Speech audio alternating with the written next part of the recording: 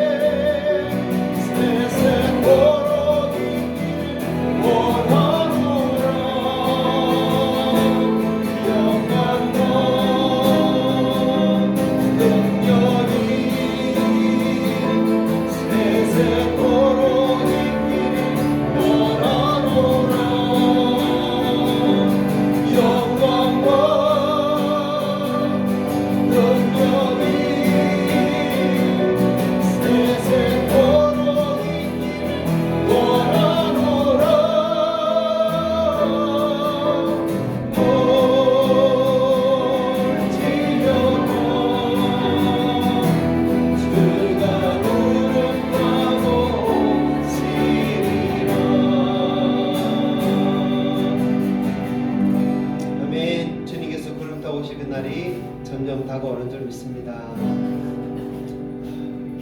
주님 오시기 전에 우리가 예배하는 이곳이 더 은혜와 성리 충만한 곳이 되어지고 정말 주님을 사모하고 기다리는 우리 성도 됐으면 좋겠습니다. 아멘. 이곳에 생명샘소나 이곳에 생명샘소사나 눈물 골자 지나갈 때에 머자나 열매 맺히고 웃음소리 넘쳐나리라. 다시 한번 이곳에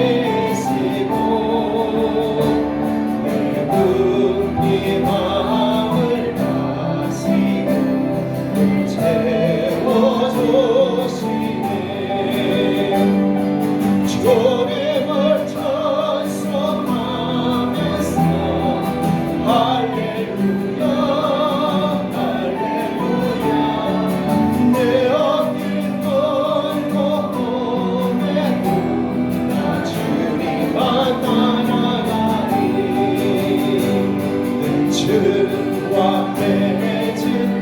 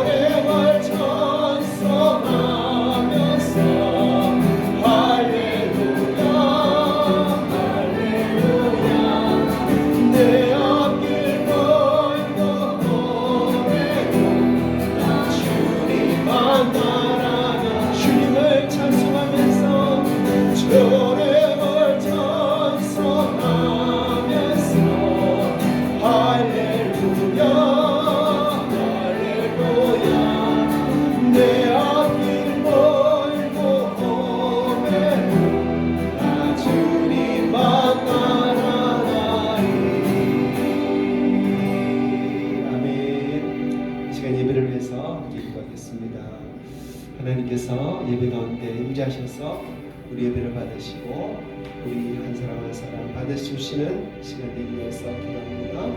우리 저와 헌물을 고백하면서 지금 하나님 앞에 기도를 나가겠습니다.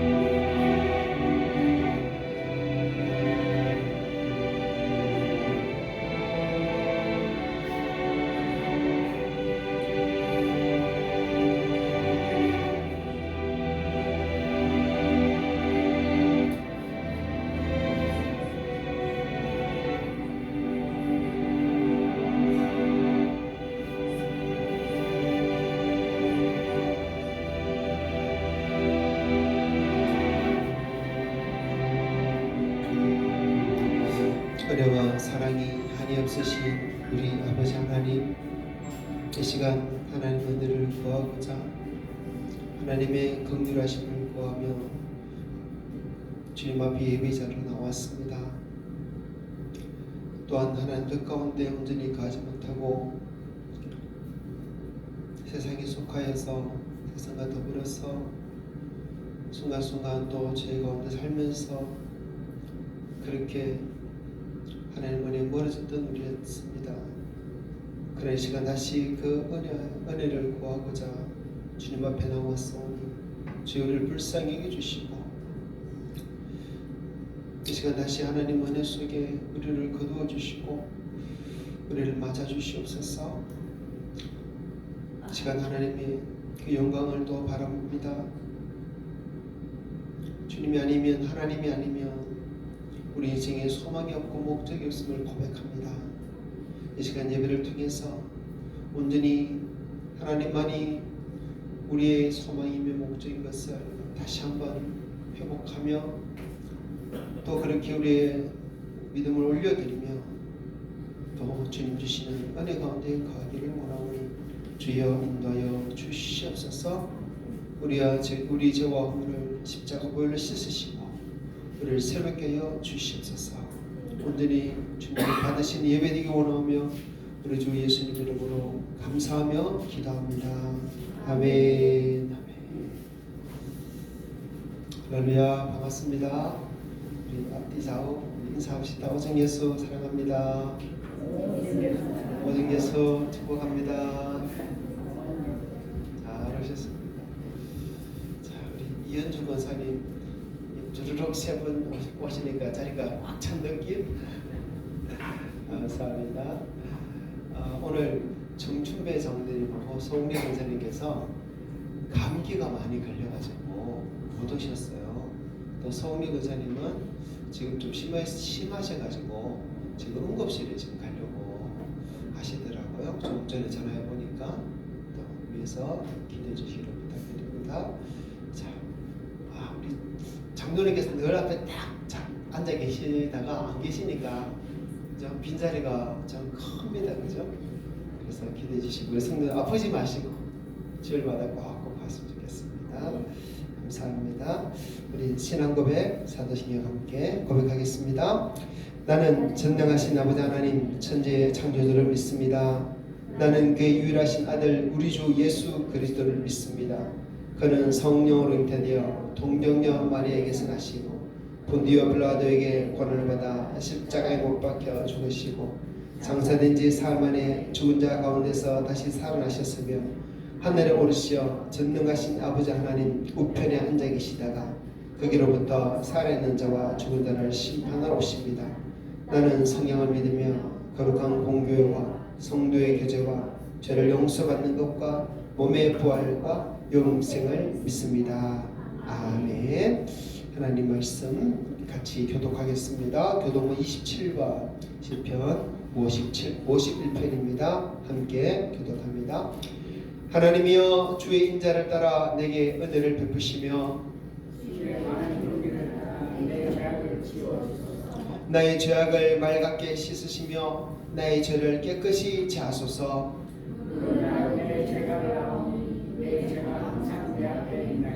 내가 주께만 범죄하여 주의 목전에 악을 행하였사오니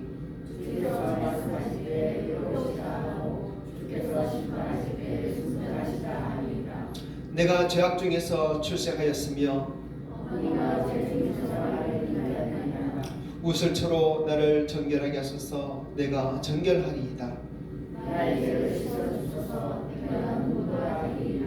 하나님이여 내 속에 정한 마음을 창조하시고 아멘. 시간 정춘배 장로님 대표기도 시간인데 장로님 모시셨네요. 이 시간 함께 한번 기도합시다. 다 같이 예배를 위해서 기도하고 우리 장로님 권사님 또 아픈 신분들 성도님들 위해서 기도하고 하나님께서 우리 예배를 받아주시도록 시간 함께 반주해 주시고 함께 다 같이 한번 기도하겠습니다. 하나님 아버지 이 시간 모든 성도들 함께 또 주님 앞에 간구하며 주님 앞에 나아갑니다. 아버지 우리 마음에 있는 소원을 주님 앞에 다 올려드립니다. 주님이 은혜와 긍휼이 역사하여 주시고 성령의 능력 역사를 이 교회에 허락하여 주시옵소서. 아버지 특별히 간구하기는 우리 정춘배 장로님 또 송리 권사님 감기로 인해서 오지 못하였습니다. 아버지 연로하신 그분들을 아버지 그분의 육체 연약함과 또 여러가지 정신의 모든 연약함을 주님께서 하십니다. 주여 긍휼히 여기시고 은혜를 내려주시옵소서. 아버지 성례 권사님도 심화해서 응급실까지 가야 될 지경이라고 합니다. 하나님의 은혜를 베풀어 주시옵소서.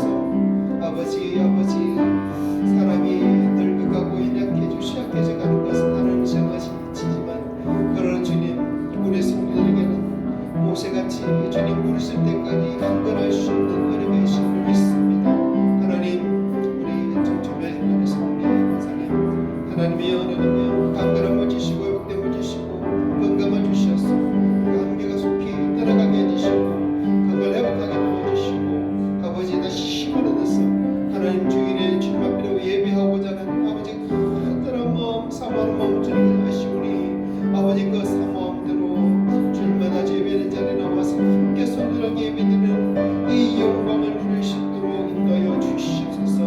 우리 성도님의 빈자리 권사님의 빈자리가 아버지 보입니다.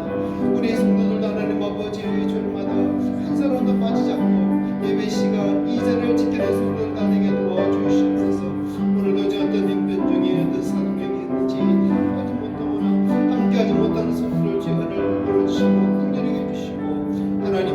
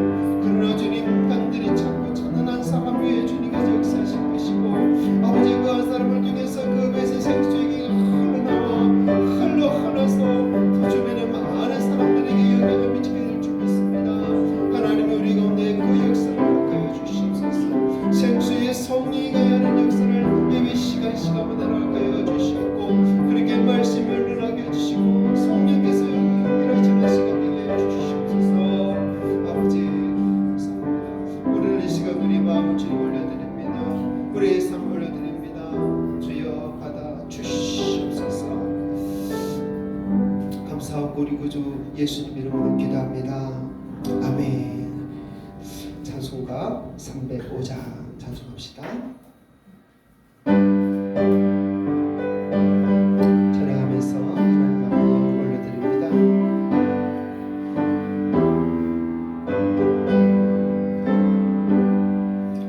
나 같은 죄인 살리신 주 은혜 놀라워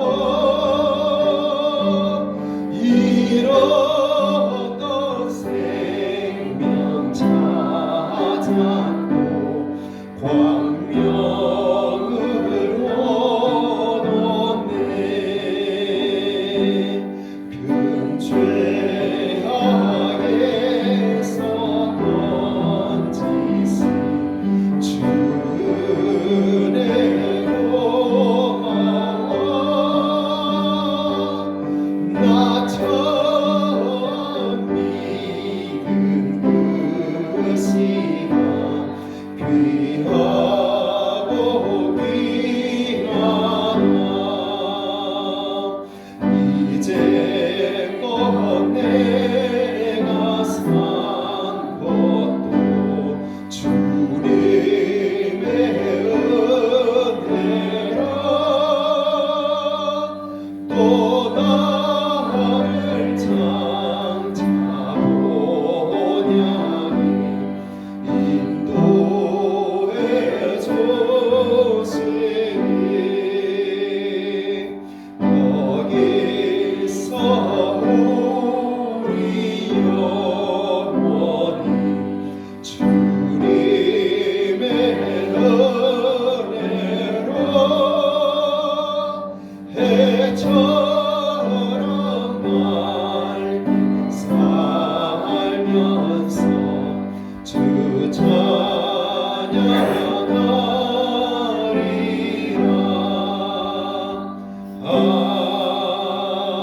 아멘. 아멘.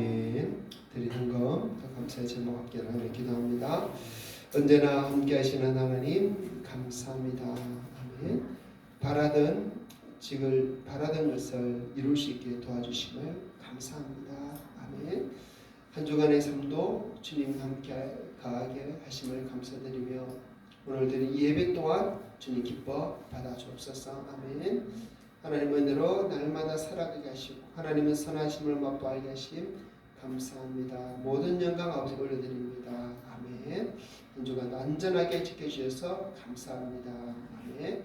하나님의 선한 손길로 12월도 함께 동행하는 가정 되게 하옵소서. 아멘. 범사에 감사합니다. 아멘. 아버지 하나님, 우리의 감사를 주님 받으신 줄 믿습니다. 우리 예물을 받으시고 우리의 믿음의 고백을 받으신 줄 믿습니다. 하나님, 우리 믿음이 아직은 부족하여서 정말 우리 모든 것 순간순간 범사에 감사하는 말씀대로 온전히 살지 못하지만 주일날 예배 시간만이라도 주님 앞에 나와서 이렇게 감사의 고백을 할 수 있도록 또 인도해 주셔서 감사합니다. 하나님, 또한 감사로 주님 앞에 나아갈 수 있기를 원합니다. 또한 예물로 또 주님 앞에 들으시기를 원합니다. 하나님, 우리 성도들 드린 이 모든 예물이 또 이 모든 감사가 하나님 기쁘시게 하는 것이 되어지고 또 하나님께서 이것들을 통하여서 이 교회 가운데 선한 일을 이루시기를 구합니다. 하나님, 이 시간 우리의 마음을 더 열어주시옵소서. 우리 귀를 더 열어주시옵소서. 우리의 지혜를 넓혀주시고 지식을 넓혀주시옵소서. 하나님, 말씀을 들을 때 깨달을 수 있도록 도와주시옵소서. 말씀 앞에 언제든지 이해만 하고 아멘만 할 수 있는 우리 성도들 되게 도와주시옵고 말씀 붙들고 살아가는 또 이 시간 되도록 도와주시옵소서. 주의 성도들이 사모함으로 주 앞에 나와서 우리 그 사모하는 심령을 주의 은혜로 채워주시옵소서. 부족한 중에 모든 부족한 모습을 감춰주시고 우리 주의 말씀만이 드러나는 시간 되기 원하며 우리 구주 예수님 이름으로 기도합니다. 아멘. 우리 성도님 한 주간 평안하셨습니까? 오늘 점심은 아주 특별한 메뉴가 또 준비되어 있습니다. 우리 이동순 성도님께서 돼지고기를 이따만하게 갖다 주셔가지고 이거를 지금 수육을 지금 삼고 있어요. 그리고 또 지난 월요일 날 교회에서 김장을 했습니다. 우리 성도들 몇 분이 수고해 주셔서 김장했는데 김장하고 돼지고기하고 착착 이렇게 사서 맛있게 드실 수 있도록 아마 준비가 되는 것 같아요. 맞죠? 맞습니까? 예, 수고해 주신 분들 감사드리고요. 자, 벌써 군침 돌지 않습니까? 예, 점심 식사에만 군침 돌지 마시고 하나님의 말씀에 군침 도는 우리 성도들 됐으면 좋겠습니다. 오늘은 또 어떤 말씀을 배울까? 어떤 말씀 하나님께서 들려주실까? 그죠? 그런 말씀 역사가 다음 이 시간에 있기를 축복합니다. 자, 오늘 주신 하나님 말씀은 요한복음 7장 40절부터 53절입니다. 자, 함께 다 같이 읽어봅니다. 시작. 이 말씀을 들은 무리 중에서 어떤 사람은 이 사람이 참으로 그 선지자라 하며 어떤 사람은 그리스도라 하며 어떤 이들은 그리스도가 어찌 갈릴리에서 나오겠느냐. 성경에 이르기를 그리스도는 다윗의 씨로 또 다윗이 살던 마을 베들레헴에서 나오리라 하지 아니하였느냐 하며 예수로 말미암아 무리 중에서 쟁론이 되니 그 중에는 그를 잡고자 하는 자들도 있으나 손을 대는 자가 없었더라. 아래 사람들이 대지상들과 바리새인들에게로 오니 그들이 묻되 어찌하여 잡아오지 아니하였느냐. 아래 사람들이 대답하되 그 사람이 말하는 것처럼 말한 사람은 이때까지 없었나이다 하니 바리새인들이 대답하되 너희도 미혹되었느냐. 당국자들이나 바리새인 중에 그를 믿는 자가 있느냐. 율법을 알지 못하는 이 무리는 저주를 받은 자로다. 그 중에 한 사람 곧 전에 예수께 왔던 니고데모가 그들에게 말하되 우리 율법은 사람의 말을 듣고 그 행한 것을 알기 전에 심판하느냐. 그들이 대답하여 이르되 너도 갈릴리에서 왔느냐. 찾아보라 갈릴리에서는 선지자가 나지 못하느니라 하였더라. 다 각각 집으로 돌아가고. 아멘. 자, 오늘 말씀의 제목은 집으로 돌아가는 사람들 그랬어요. 자, 오늘 읽었던 말씀의 마지막 53절에 어떻게 되어 있습니까? 다 각각 집으로 돌아가고. 이 말씀이 오늘 우리에게 주신 하나님 말씀인데 이 말씀을 받고 이 말씀은 나에게 어떤 의미가 될까 더 깊이 생각해 볼 수 있는 시간이 됐으면 좋겠습니다. 자, 요한복음 7장 40절부터 마지막 절까지 말씀을 나누었어요. 40절에 자 한번 볼까요? 읽어봅시다. 이 말씀을 들은 우리 무리 중에서 어떤 사람은 이 사람이 참으로 그 선지자라 하며. 아멘. 자, 여기서 40절에 이 말씀을 들은 무리 중에서 이러죠. 이 말씀이 뭐냐면 바로 앞에 있었던 요한복음 7장 37절 38절에서 예수님이 하신 말씀이에요. 지난주에 이 말씀 나눴는데 자 읽어봅시다. 시작. 명절 끝날 곧 큰 날에 예수께서 서서 외치시되 누구든지 목마르거든 내게로 와서 마시라. 나를 믿는 자는 성경에 이른 것 같이 그 배에서 생수의 강이 흘러나오리라 하시니. 아멘. 자 40절 보니까 사람들이 이 예수님의 말씀을 듣고서 하는 말이 예수님이 참으로 그 선지자다 이런 말을 하고 있다는 거예요. 예수님이 참으로 그 선지자다 이 말은 무슨 뜻이냐면 바로 예수님이 바로 메시아다라는 그런 뜻입니다. 그런 말입니다. 그러면 왜 예수님이 하신 그 말씀 때문에 예수님을 메시아라고 사람들이 생각했을까요? 그걸 좀 우리가 알아야 될 것 같아요. 자, 사람들은요 그 당시에 메시아는 초막절에 온다 이렇게 알고 있었어요. 유대인들은 그렇게 믿고 있었습니다. 지금 예수님께서 이 말씀을 하신 명절이 어떤 명절입니까? 초막절입니다. 그죠? 그것도 마지막 날이라 그랬어요. 그리고 유대인들은 메시아가 오면 예루살렘에서부터 생수가 솟아날 것이다 이렇게 믿고 있었어요. 구약 성경 말씀 때문입니다. 자, 스가랴 14장 8절 읽어봅시다. 그날에 생수가 예루살렘에서 솟아나서 절반은 동해로 절반은 서해로 흐를 것이라.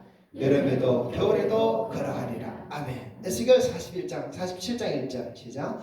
그가 나를 데리고 성전문에 이르시니 성전의 앞면이 동쪽을 향하였는데 그 문지방 밑에서 물이 나와 동쪽으로 흐르다가 성전 오른쪽 제단 남쪽으로 흘러내리더라. 아멘. 자, 그날이 언제일까요? 바로 유대인들이 생각하기에는 메시아가 오시는 날이다 생각해요. 메시아가 오시면 예루살렘에서 생수가 흘러난다. 그리고 그 예루살렘 한가운데 있는 성전에서 생수가 흘러날 것이다. 이렇게 믿고 있었어요. 그런데 예수님께서 바로 이 초막절에 메시아가 올 것을 기대하고 있는 이 초막절에 성전에 서서 하신 말씀이 무엇입니까? 이 갑자기 왜 이래? 그 배에서 생수의 강이 흘러나리라. 나를 믿는 자는 성경에 이름과 같이 그 배에서 생수의 강이 흘러나리라. 이런 말씀 하신 거예요. 마이크 소리가 이상해졌다 그죠? 자, 조금 달라졌는데, 자, 그래서 유대인들은 예수님께서 그 말씀을 하신 걸 듣고 예수님이 메시아가 아닌가 이렇게 생각하기 시작했다는 것입니다. 자, 그런데 유대인들이 예수님이 이런 말씀을 듣고 예수님 메시아라고 생각한 것은 사실 구약 성경을 제대로 알지 못하고 잘 모르고 한 말이에요. 실제로 스가랴 14장 8절이나 또 에스겔 47장 1절에 생수의 강이 흘러나리라 이런 말씀은 메시아가 오실 때 일어나는 일이 아니고 나중에 메시아가 재림했을 때 재림해가지고 새로운 세상 천년왕국이 세워졌을 때 일어날 일이에요. 그것을 유대인들은 깨닫지 못하고 메시아가 오시면 이렇게 될 것이다. 그렇게 알고 있었던 것입니다. 자, 그런데 그 사람들은 말씀을 잘못 깨닫고 잘못 알고 있었지만 그렇지만 예수님께서는 그들의 소망을 아시기 때문에 또 그들이 말씀을 오해하고 잘못 해석하고 잘못 그 말씀으로 인해서 잘못 기대하고 있었지만 그러나 예수님은 그것들을 사용하여서 자신이 생수의 강을 흐르게 하는 분이라고 자신을 소개하는 거예요. 그런데 이런 말씀을 역사상 예수님처럼 이런 말씀 하신 분이 아무도 없었습니다. 아무도 없었어요. 그것도 초막절에 예수님 자신을 통해서 생수의 강이 흘러나리라 한 사람이 그렇게 말하는 사람이 아무도 없었다는 것입니다. 그러니까 사람들은 예수님이 성경에 말한 그 선지자 바로 메시아가 아닐까 생각할 수밖에 없던 것이에요. 그런 기대를 할 수밖에 없었습니다. 또 그렇게 기대하였고 그렇게 생각한 이유가 또 있습니다. 왜 그렇습니까? 예수님이 그동안 하셨던 일들 때문이에요. 예수님 하신 일들 각종 모든 질병은 다 고쳐버렸습니다. 귀신도 쫓아내버렸어요. 소경의 눈도 뜨게 했습니다. 문둥병자도 고쳐버렸어요. 그리고 얼마 전에 어떤 일이 벌어졌습니까? 오병이어 기적까지 일으켰잖아요. 모세가 광야에서 이스라엘 백성들에게 만나를 내려 먹인 것 같이 예수님은 빈들에서 보리떡 5개와 물고기 2마리로 5,000명이 넘는 수많은 사람들을 먹인 거예요. 그래서 사람들이 그것을 알고 예수님이 과연 성경에서 말한 그 선지자 메시아일 것이다 라고 기대했던 것입니다. 거기다가 또 초막절에 성전에서 나를 믿는 자는 그 배에서 생수의 강이 흘러나리라 이런 말씀하니까 역사상 이제까지 예수님같이 그렇게 놀라운 기적을 하신 분이 아무도 없었다. 예수님처럼 말씀하신 분이 아무도 없었다. 그런 거예요. 그래서 예수님이 메시아가 아닌가 생각하고 어떤 사람은 메시아라고 확실하게 이르고 그래서 사람들은 메시아가 맞다 아니다 맞다 아니다 이기 때문에 서로 논쟁도 하고 그랬습니다. 여러분 예수님 메시아 맞습니까? 그리스도 맞습니까? 네. 자, 우리가 볼 때는 예수님 확실한데 메시아 확실한데 논쟁을 할 필요가 있나 싶지만 유대인들은 그렇지 않았어요. 그런데 또 다른 증거가 필요했기 때문에 유대인은 논쟁이었습니다. 자, 그 중에 예수님께서 메시아다라는 사람들을 반대해서 그럴 리가 없다. 절대 메시아가 아니다. 라고 그렇게 말하는 사람이 있습니다. 자, 41절, 42절 한번 봅시다. 시작. 어떤 사람은 그리스도라며 어떤 이들은 그리스도가 어찌 갈릴리에서 나오겠느냐. 성경에 이르기를 그리스도는 다윗의 씨로 또 다윗이 살던 마을 베들레헴에서 나오리라 하지 않았느냐 하며. 자, 예수님 하신 일들을 보면 분명히 예수님이 메시아 맞아요. 그리스도 맞아요. 또 예수님 하신 말씀도 들어보면 정말 예수님은 메시아가 맞다 이렇게 할 수 있을 것입니다. 그런데 아무리 생각해도 예수님 하신 말씀을 들어보고 예수님 하신 기적을 살펴봐도 예수님 메시아처럼 보이지만 그런데 한 가지가 확실하지 않기 때문에 예수님은 메시아를 인정할 수 없다는 것입니다. 그것이 무엇입니까? 예수님은 바로 다윗의 동네 베들레헴에서 나셔야 되는데 예수님은 베들레헴에서 나신 분이 아니라 사람들이 알기로 어디에서 나신 분을 알고 있습니까? 갈릴리 나사렛 출신으로 알고 있는 거예요. 예수님이 베들레헴 출신이라 된다라는 말씀은 구약에서 너무나 중요한 메시아에 대한 예언입니다. 미가서 5장 2절 자, 읽어볼까요? 베들레헴 에브라다야 너는 유다 족속 중에 작을지라도 이스라엘을 다스릴 자가 네게서 네게로 나올 것이라. 그의 근본은 상고의 영원에 있느니라. 아멘. 자, 메시아는 다윗의 후손으로 유대 땅 베들레헴에서 난다. 이렇게 성경이 정확하게 예언하고 있어요.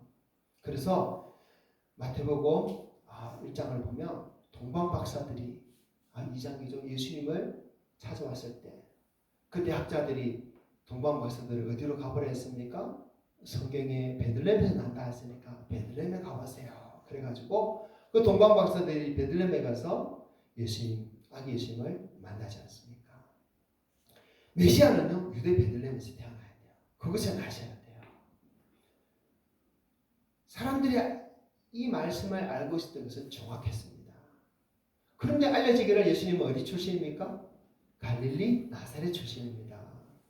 그래서 예수님이 하신 말씀을 들어보고 예수님이 하신 기적을 살펴보았을 때 야 메시아일지 모른다 했던 사람들이 아니야. 예수님은 베들레헴 출신이 아니고 갈릴리 나사렛 출신이기 때문에 절대로 메시아가 될 수 없어. 갈릴리 나사렛에는 메시아가 나올 수 없어. 이렇게 못 박아버린 거야. 예수님 메시아 아니다. 못 박아버린 거야.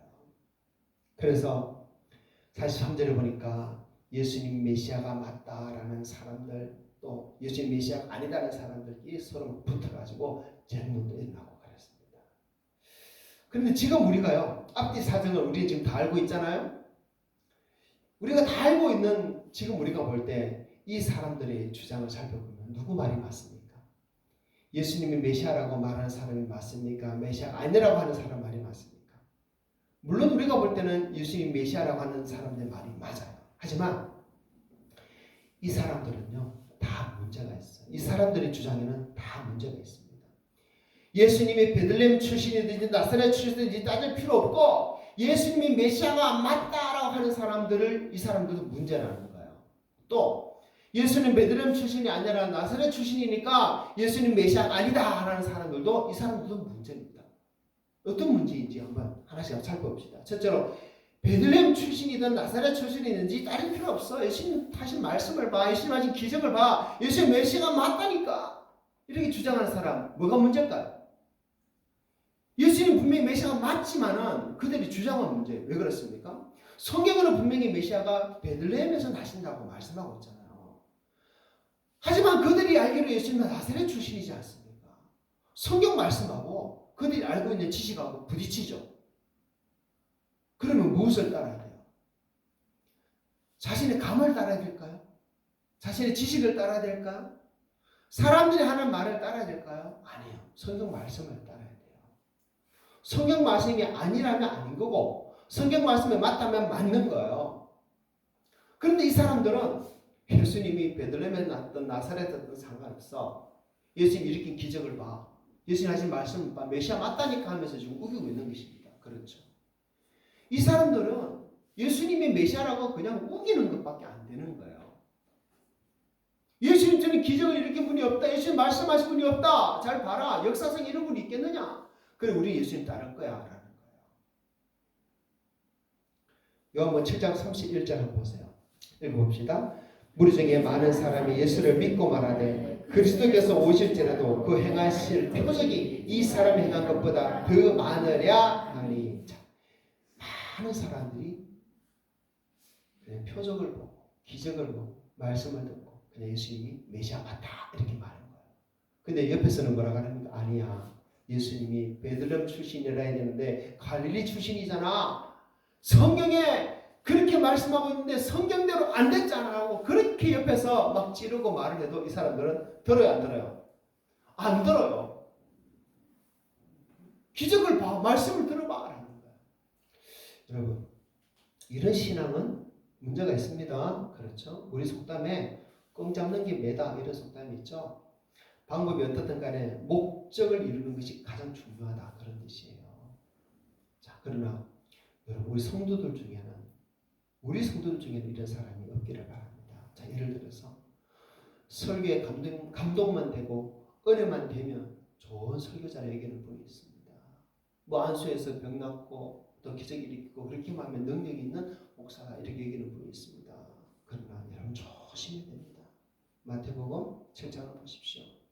어떤 사람은 주의 이름으로 귀신을 쫓아내고 주의 이름으로 병을 고치고 주의 이름으로 선지자 노릇하는지만 하였지만 예수님은 그들을 향해서 뭐라고 말합니까?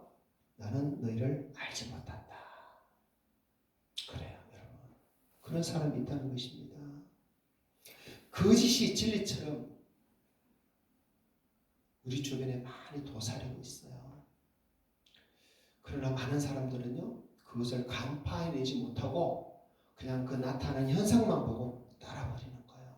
그러다 보니까 어떤 사람은 이단에 빠지기도 합니다. 또 어떤 성도들은 이 나쁜 늑대 같은 목사가 자기 걸 홀랑 다 뺏겨 먹는데도 그게 좋다고 막 다 갖다 바치고 그런 뭐 따라가고 뭐 신처럼 모시고 그런 분들도 있는 거예요. 하나님의 말씀이 진리를 구하지 않고 진리대로 살려가지 않고 감동, 은혜만 찾다 보면 능력, 기적만 찾다 보면 그럴 수 있는 것입니다. 자, 오늘 본문에서 예수님을 메시아가 맞다라고 여겼던 사람들 우리가 생각해 보면요, 그 사람들은 어떻게 보면 하나님의 말씀을 제쳐두고 자기들의 느낌, 자기들의 감, 자기들의 생각만 지금 따르고 있잖아요.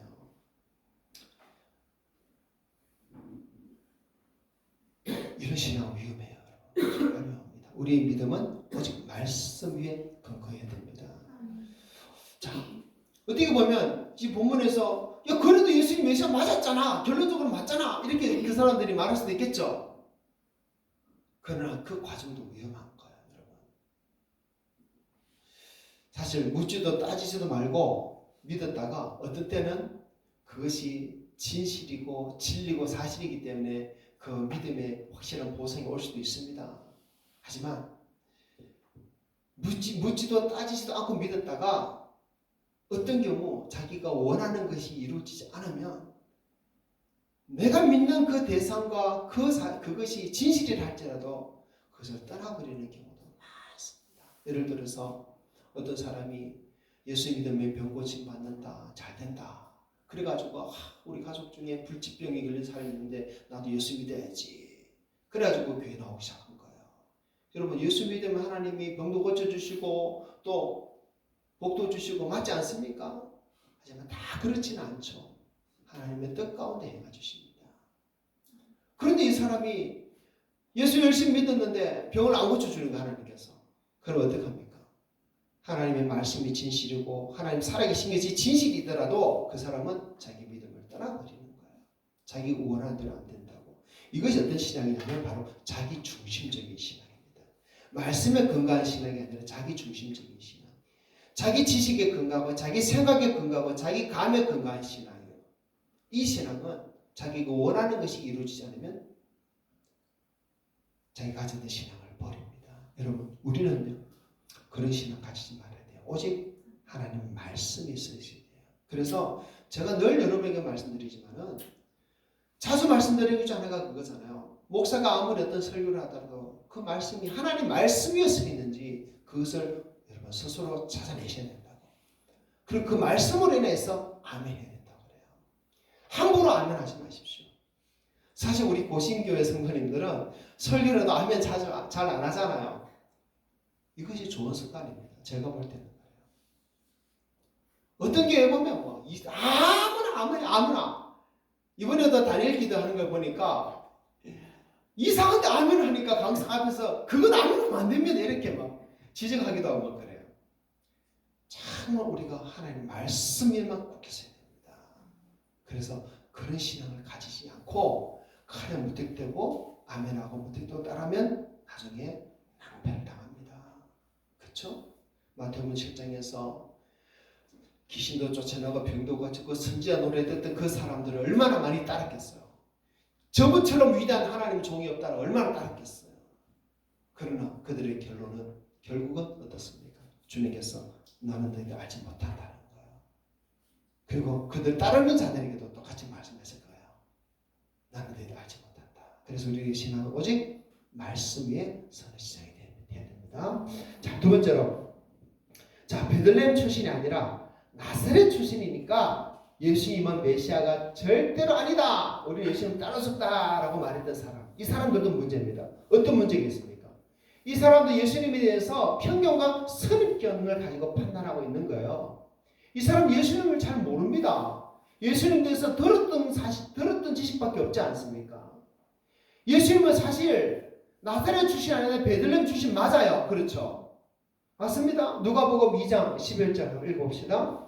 오늘 다윗의 동네에 너를 위하여 구주가 나셨으니 곧 그리스도 출신이라. 아멘. 예수님이 유대 땅 베들레헴에서 탄생하셨을 때 천사가 목자들에게 주신 말씀이에요. 예수님은 분명히 베들레헴에서 태어나셨습니다. 그것도 다윗의 자손으로 오셨어요. 마태복음 2장과 누가복음 2장에 분명히 기록하고 있습니다. 예수님 제자들은 이것을 다 알고 있었어요. 그러니까 또 복음서에 이렇게 기록하고 있었죠. 그런데 많은 사람들이 말하기를 갈릴리 나사렛에서 선지자가 나왔다. 예수님 나사렛 출신이다. 그런 말만 듣고 예수님 베들레헴 출신이 아니니까 절대 메시아가 아니야 라고 딱 선을 그어버린 거예요. 마음의 문을 닫아버린 거예요. 안타까운 일이죠. 조금만 마음을 열고 조금만 더 예수님에 대해서 알아봤다면, 조금만 더 다른 사람들 이야기도 들어봤다면, 예수님과 함께 있는 제자들의 이야기도 들어봤다면, 아, 예수님이 베들레헴에서 나셨구나. 이런 과정을 통해서 베들레헴이 아니라 나사렛에서 살고 있지만 예수님은 다윗이 혈통이 맞고 베들레헴에서 나셨구나. 하나님 말씀 그대로 예수님의 이루신 분이구나라는 것을 그들은 알게 되었을 것입니다. 하지만 이들은 이미 마음의 문을 닫아버린 거예요. 이미 예수님에 대해서 알려고 하지 않은 거예요. 예수님 메시아가 아니야. 갈릴리에서는 선한 것이 나오지 않아. 절대 선지자가 나오지 않아. 닫아버렸습니다. 그렇기에 결국 그들은 끝까지 예수님을 믿지 못하고 예수님을 배척하는 사람이 되고 말았습니다. 참 많은 사람들이요, 진실을 외면하고 살아요. 또 진실에 대해서 궁금해하지 않고 살아요. 자기 마음에 들면 진실이고 마음에 들지 않으면 거짓이고 이런 사람들도 좀 있더라고요. 여러분, 오늘날 세상이라는 많은 것들에 대해서 어쩌면 사람들의 태도가 그렇습니다. 근래 들어 몇 년 사이 우리나라에 정말 많은 일이 났어요. 그죠? 어떤 일이 났습니까? 천안함 사건도 있었고, 또 박근혜 대통령 탄핵 사건도 있었고, 세월호 침몰 사건도 있었고, 코로나 사건도 있었고, 참 많은 사건이 있었습니다. 근데 그 모든 사건이 그냥 일어난 것이 정말 아닐 거예요. 분명히 무엇인가 이유가 있었고 물적이 있었을 텐데 사람들은 그런 이유나 문제에 대해서 관심이 별로 없어요. 그냥 뉴스에서 말하는 대로 그런갑다 하고 믿어버리는 경우가 대부분입니다. 그러나 제가 따로 한번 조사를 해보니까 이야기도 들어보고 저 이야기 들어보고 수많은 이야기들을 들어보고 조합을 해보니까 그 뒤에는 막 소금수와 많은 거짓이 있더라고요. 참 이런 부분들까지 우리 성도들과 자유롭게 한번 나눌 수 있는 그런 우리 교회가 되고 막 그런 시간, 그런 모임도 있으면 좋겠습니다. 여러분 오늘날 역사나 정치나 경제나 또 종교나 우리가 쉽게 접하는 정보들이나 정말 너무나 거짓이 많아요. 그리고 그것들 때문에 우리를 편견에 선입견에 사로잡혀 하는 것들이 많습니다. 우리 마음의 문을 닫아버리게 하는 것들이 많아요. 그러나 우리는요, 진실이 무엇일까? 그것을 고민하는 사람이 돼야 돼요. 왜 그렇습니까? 우리가 믿는 이 성경 말씀이 오직 진리 위에, 진실 위에만 기록되기 때문에. 그래서 성도는 진실된 것만 찾아가야 돼요. 성경에는 어떤 거짓도 없습니다. 우리가 믿고 따르는 예수님도 어떤 거짓도 없어요. 그러나 성경을 벗어나고 예수님을 벗어나면 이 세상에는 거짓이 난무합니다. 왜 그럴까요? 이 세상 신이 바로 거짓말하는 자, 마귀가 이 세상의 신이기 때문에 그래요. 이 온 세상을 거짓말로 도배를 해야지 사람들이 마귀를 믿고 따르기 때문에 온 세상에 거짓이 난무합니다. 그러니까 우리는 정말 분별할 줄 알아야 돼요. 진실 찾아내야 돼요. 지금 예수님이 나사렛 출신이니까 메시아가 아니다라는 이 사람들은 이미 마음의 문을 닫아버렸어요. 그러나 그들이 알고 있는 정보는 거짓이었습니다. 그렇죠? 우리도 그럴 수 있다는 것입니다. 어쩌면 우리가 지금까지 배웠던 하나님의 말씀도 그럴 수 있어요. 하나님의 말씀을 지금까지 이렇게 배웠는데 어떤 사람, 그 사람이 저라고 생각해봅니다. 제가 그 말씀을 다르게 가르쳤다 해보세요. 다른 데서는 A라고 배웠는데 다른 목사님들은 전부 A라고 말하는데 저 혼자 B라고 말하면 여러분 누구 말을 듣겠습니까? A라고 말한 것을 듣겠죠. 그동안 그렇게 들어왔기 때문에 이미 내 마음에 이것은 A다라고 확정하고 있는 거예요. 근데 하나님, 제가 하는 말씀 볼 때 여러분 그거 아닙니다. B입니다. 분명하게 말씀을 공부해보세요. 원어를 살펴보세요. B예요. 이런 말을 하더라도 성도들은 어떻게 받아들일까요? 아니요, A입니다. 이것이 우리의 입장이에요. 여러분, 제가 설교하는 중에 간혹 그런 부분이 나올 거예요. 얼마 전에도 그런 이야기 한번 말씀드렸죠. 구약 성경에서 천국에 대해 하나님 나라에 대해서 말한 90% 이상은 전부 천연왕국에 대한 이야기입니다. 초림 예수님 이야기 아니에요. 근데 오늘날 대한민국 신학교에서 천연왕국을 제대로 가르치는 신학교가 거의 없어요. 다 무천연으로 가르칩니다. 저희도 사실 그렇게 배웠어요. 그러나 하나님의 말씀은 그렇지 않아요. 그것뿐만 아닙니다. 우리는 교리라는 울타리에 딱 묶여 있어요. 사로잡혀 있어요. 그것 때문에 우리는 하나님의 말씀을 교리라는 그 프리즘을 가지고 그 안경을 가지고 보고 있기 때문에 말씀에 많은 부분이 열리지 않아요. 그것도 풀어내야 돼요. 그래서 그 부분을 말씀드리면 이상하다 이렇게 보는 관점도 생기는 거예요. 여러분, 우리는 참 하나님의 말씀이 그러한가 진실로 그러한가 우리는 살피는 자들이 되야 됩니다. 그럴 때 정말 진리 되신 예수님, 진리의 성령님, 진리의 하나님 그분을 깨닫는 것입니다. 그분을 알게 되는 것입니다. 우리 성도님들은 다 그런 분 되기를 축복합니다. 아멘. 그래서 정말 말씀의 근감도 없는 이상한 말을 할 때 그것을 매격하시는 분이 되기 바라고, 말씀 위에만 서는 믿음 되기 바라고, 그리고 또 잘못된 말씀을 믿고 빠져가지고 그 선입견에 하나님의 말씀을 제대로 말씀 배우지 못하고 그 말씀을 따르지 못하는 그런 성도들도 되지 말고 정말 말씀을 잘 배워서 참된 믿음의 자리에 서는 성도 되기를 축복합니다. 자, 계속한 말씀 봅시다. 자, 예수님에 대해서 논쟁을 하는 그들 중에는 대제사장들과 바리새인들로부터 예수님을 잡아오라라는 명령을 받은 자들이 있었어요. 자, 32절 한번 읽어볼까요? 시작. 예수에 대하여 우리가 수군거리는 것이 바리새인들에게 들립니다. 대제사장들과 바리새인들이 그를 잡으려고 아랫 사람들을 보내니. 자, 그런데 그들 중에 중에도 아래 사람 중에도 예수님이 하나님 보내신 메시아 선지자다 이렇게 여기는 사람이 있었기 때문에 예수님 잡지 않았어요. 44절부터 46절 읽어봅시다. 그 중에는 그를 잡고자 하는 자들도 있으나 손을 대는 자가 없었더라. 아래 사람들이 대제사장들과 바리새인들에게로 오니 그들이 묻되 어찌하여 잡아오지 아니하였느냐. 아래 사람들이 대답하되 그 사람이 말하는 것처럼 말한 사람은 이때까지 없었나이다 하니 아멘. 자, 예수님께서 말한 것처럼 말한 없었다. 그래서 우리는 예수님 못 잡아왔다. 예수님을 메시아로 믿었던 사람들이에요. 그런데 이들을 향해 바리새인들이 어떤 말을 하는지 한번 봅시다. 47절부터 시작. 바리새인들이 대답하되 너희도 미혹되었느냐? 당국자들이나 바리새인 중에 그를 믿는 자가 있느냐? 율법을 알지 못하는 이 무리는 저주를 받은 자로다. 아멘. 자, 바리새인들은 당시 구약의 말씀을 공부하고 가르치는 사람들이었어요. 선생들이었습니다. 그래서 자신들은 율법의 전문가고 자기들만큼 율법을 아는 사람이 없다. 자기들 율법을 다 알고 있다. 그렇게 여겼어요. 자신들이 알고 있는 해석한 율법이 정확하다. 그렇게 여기고 있었습니다. 이들이 자부심은 대단했습니다. 그래서 49절에 보면 어떻게 말합니까? 율법을 알지 못한 이 무리는 저주를 받은 자가 이렇게까지 이 바리새인들은 말을 하는 거예요. 하지만 이들이 배운 율법의 해석은 너무나 많은 부분이 틀렸습니다. 너무나 많은 부분이 잘못되었어요. 예수님도 이 바리새인들의 가르치고 해석했던 율법이 잘못됐다고 여러 번 지적했어요. 자, 그 대표적인 예가 부모 공경에 대해서 십계명이 어떻게 말합니까? 내 부모를 공경하라.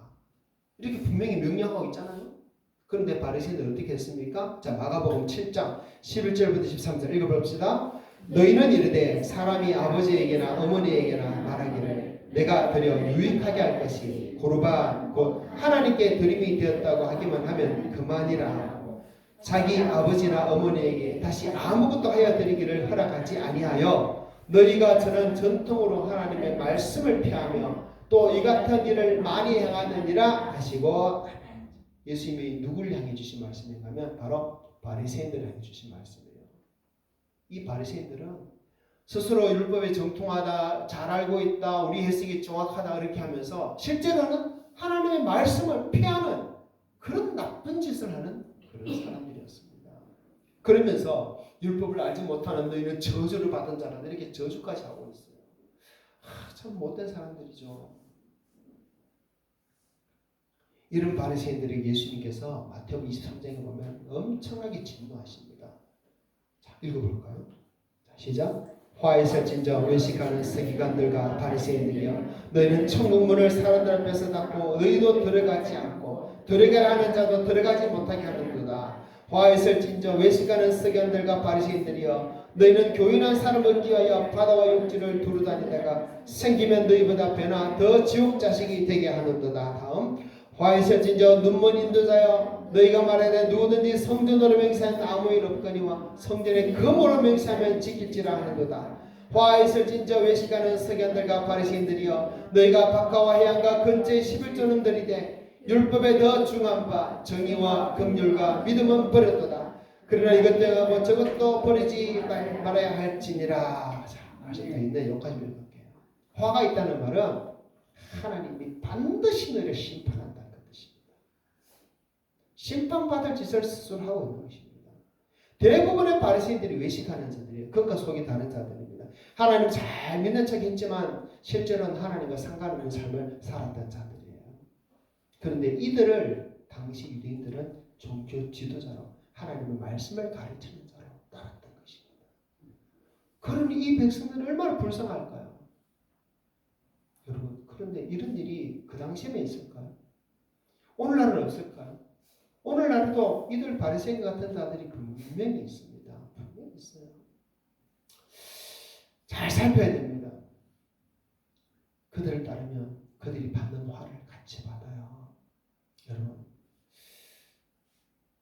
우리 주변에 하나님의 말씀을 전한다는 사람 참 많은데 말만 듣지 말고 그 사람의 행실을 봐야 됩니다. 진정 예수를 따르는 목사라면 무엇보다 자기 자신을 낮추고 또 낮춥니다. 높아지려고 하는 자, 대접받으려고 하는 자, 그런 자들은 바리새인입니다. 진정 예수님을 따르는 목사는 자신의 것을 추려하고 희생하려고 합니다. 그러나 자신의 것을 채우고 모으는 자는 바리새인이에요. 진정 예수를 따르는 자는 사랑과 온유와 화평의 성품을 보여줍니다. 차갑고 냉정하고 이기적이고 다투는 자는 바리새인이에요. 진정 예수를 따르는 자는 불의가 없어요. 오직 의롭고 공의를 행합니다. 하지만 불의가 있고 악함이 있고 그런 모습이 있는 자는 바리새인이에요. 왜 그렇습니까? 왜 예수를 따르는 자는 낮아지고 희생하고 사랑하고 온유하고 화목하고 왜 그렇습니까? 예수님이 그런 분이기 때문에요. 예수님을 전하면 예수님을 닮아야 돼요. 예수님과 가까이 하면 예수님을 닮아야 돼요. 그러나 바리새인 같은 사람들은 그렇지 않아요.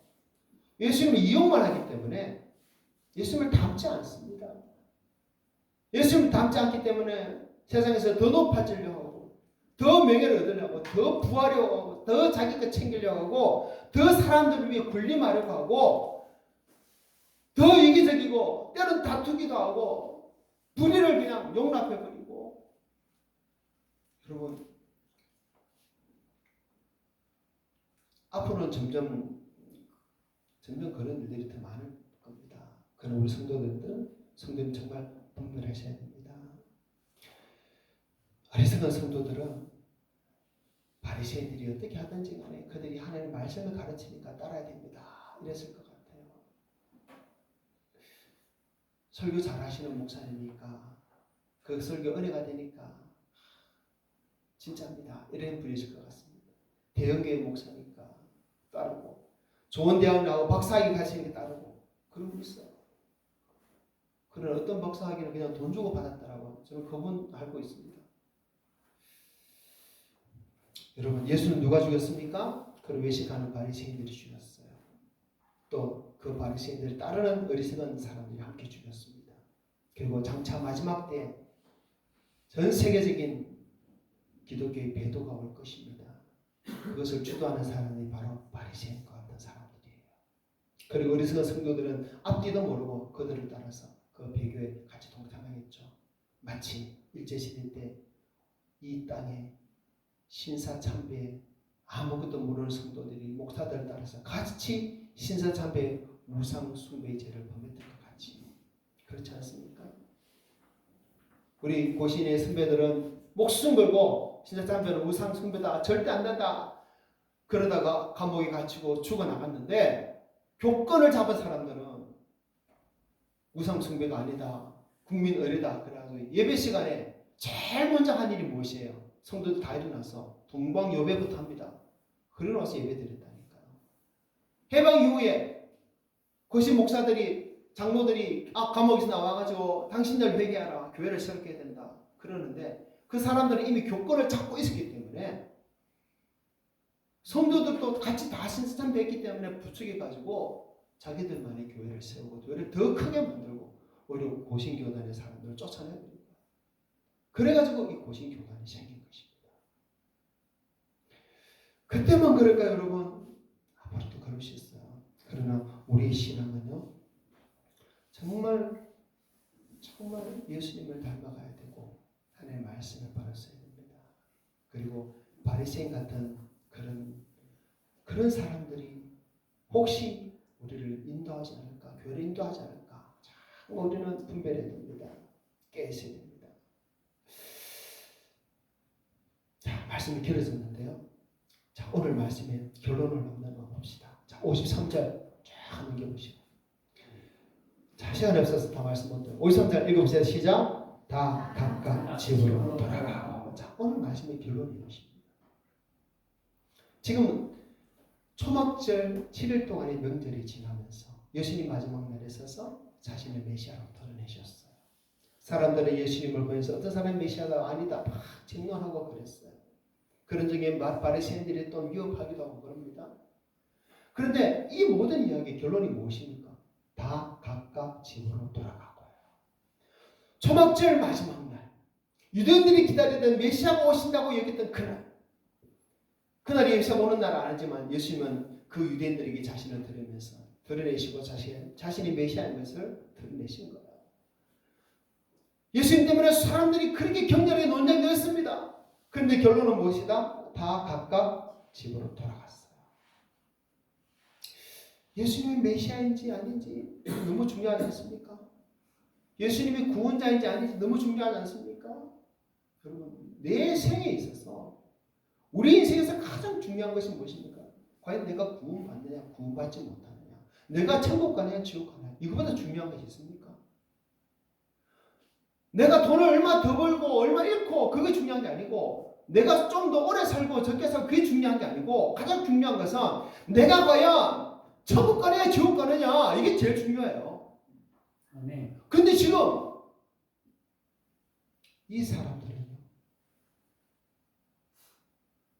바로 예수님이 자기 앞에서, 그들 앞에서 자신의 존재를 드러내신 것 불구하고 서로 논쟁만 하다가 결론은 집으로 돌아가 버린 거예요. 여러분, 드라마 같은 걸 보면 이런 이야기 나오죠. 한 총각이 회사에 새로 취직으로 들어왔는데 그 부서에 아주 이쁜 아가씨를 좋아하게 됐습니다. 그리고 고백도 했어요. 근데 그 아가씨는 그 총각이 못생겼다고 안 받아준 거예요. 근데 몇 달 후 보니까 그 총각이 바로 그 회사의 사장도 아니고 그 그룹의 회장 아들입니다. 근데 이미 그 옆에는 다른 아가씨가 있는 겁니다. 처음에 고백을 받은 그 예쁜 아가씨는 땅을 치고 후회하는 거죠. 있을 법한 이야기다, 그죠? 일생일대 기회를 놓쳐버린 거예요. 그때 그 고백을 받아주었다면, 그때 조금 상해면서 알아봤다면, 그러지 않았겠습니까? 여러분, 지금 이 초막절 마지막 날 예수님 만났던 사람들 중에 더 이상 예수님을 만나지 못했던 사람, 예수님 말씀을 듣지 못하는 사람도 많았을 거예요. 그날 예수님을 떠나버리고 평생 예수님을 보지 못하는 사람이 많았을 것입니다. 어쩌면 우리도 비슷하지 않을까요? 우리가 하나님 앞에 나와 예배하는 이 시간은 다시 없습니다. 물론 다음 주도 있고 다음 주도 있겠죠. 오늘 듣는 이 말씀을 다시 또 듣는다고 우리가 생각할 수 있겠습니까? 오늘 내가 하나님에 대해서 가지는 이 관심, 그 열정을 다음에 또 가질 수 있다고 생각하십니까? 여러분, 어쩌면 우리도 이 예배 한 시간 참여하고는 집에 돌아가기 바쁘게 다들 떠나버리잖아요. 어쩌면 다 각각 집으로 돌아가기 위해서 우리의 모습인가. 여러분, 조금 더 우리가 신중했으면 좋겠습니다. 받은 말씀이 있으면 그 말씀이 정말 그런가 우리는 더 연구해보고 찾아보고, 정말 예수가 내 삶에 어떤 영향을 끼쳤고 내가 예수를 위해서 어떤 삶을 살아야 되는지 조금 더 진지하게 살펴보고, 정말 그렇게 하나님 말씀 앞에 나 자신을 내려놓고 하나님 말씀대로 어떻게 살지도 고민해보고, 정말 그렇게 주님 앞에 더 가까이 나아가는 우리 성도들이 됐으면 좋겠습니다. 아멘. 그렇게 주님 앞에 나아가면 주님 말씀하지 않을까요? 가르치지 않을까요? 정말 변화시켜 주지 않을까요? 새롭게 해주지 않을까요? 넘겨주지 않겠습니까? 그렇게 여러분 주님 앞에 정말 가까이 나아가셨어요. 더 주님을 찾았어요. 각각 집으로 돌아가고가 아니라 다 각각 주님을 따라가고 이래 했으면 좋겠어요. 아멘. 오늘 또 햄마지기 집으로 돌아가시겠지만 그 걸음도 집으로 돌아가는 걸음이 주님을 따라가는 걸음 되시길 바랍니다. 아멘. 우리 성도들 예배를 마치고 다 각각 주님을 따라가고 또 따라가는 우리 성도들이 걸음 되시기를 주님을 축복합니다. 아멘. 아멘. 함께 기도합시다. 주님, 우리에게 주신 이 말씀을 들으면서 더 정말 우리가 주님을 알기 원합니다. 깨닫기 원합니다.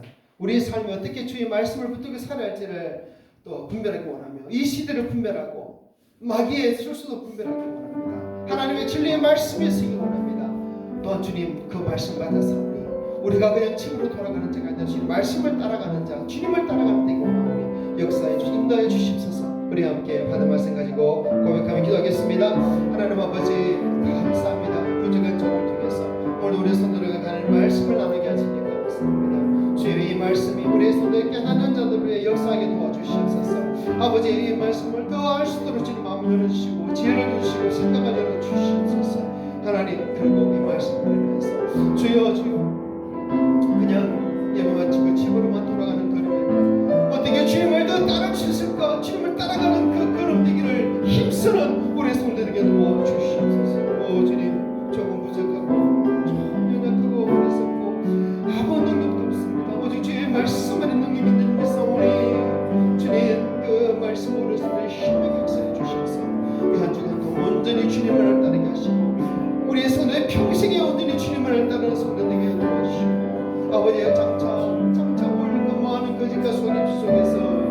그러므로 그 모든 것에 미혹되지 않고 오직 주님의 말씀을 따르고 주님을 본 진리에게를 가서 우리에게 주시고자 그 놀라운 영광, 그 하늘의 영광을 우리의 손으로 다 받아 누리게 도와주시옵소서.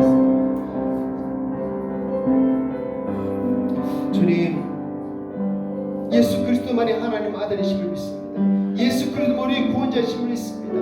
예수 그리스도만 우리 삶의 모든 문제 해결자임을 믿습니다. 예수 그리스도를 따라야만이 우리 인생의 모든 문제가 해결될 줄 믿습니다. 주님, 우리는 주님을 따르기를 원합니다.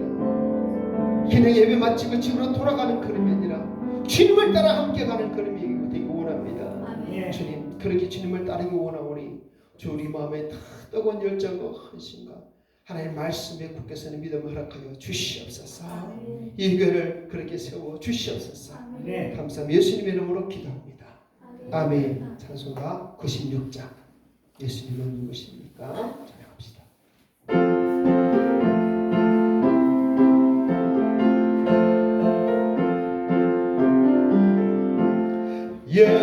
예수님은 누구신가? 우는 자의 위로와 없는 자의 풍성이며 전한 자의 높음과 잡힌 자의 노임되고 우리 기쁨 되시네. 예수님은 누구신가?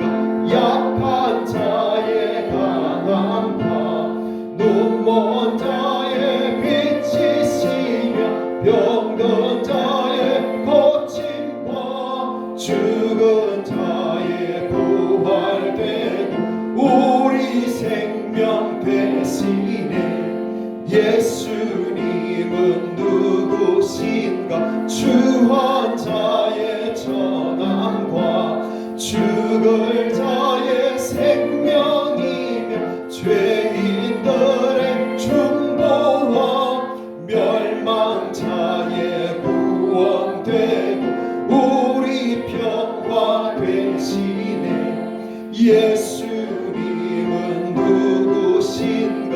온 교회의 머리와 온 세상의 구주시며 모든 왕의 왕이요 심판하신 주님 되고 우리 영광 되시네. 아멘. 같이 축복을 받겠습니다. 우리 주 예수 그리스도의 크신 은혜와 하나님의 놀라우신 그 사랑하신 것, 성령님 우리 삶 가운데 늘 함께 하시고 교통케 하시는 역사, 주 예수 그리스도를 구주로 믿고 오직 그 예수 그리스도만을 따라서 주님 원하시는 그 길을 온전히 걸어가기를 소망하는 우리 모든 성도들 머리 위에 항상 함께 있을지어다. 아멘.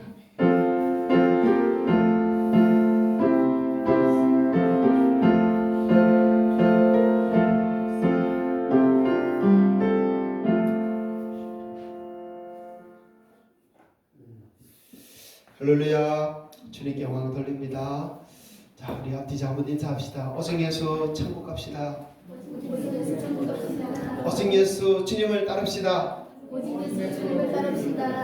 할렐루야. 아멘. 자, 오늘도 함께 해주셔서 감사드립니다. 자, 식사도 맛있게 하시고 또 우리를 함께 했으면 좋겠습니다. 한 주간도 더 건강하시고 평안하시기를 축복합니다. 감사합니다.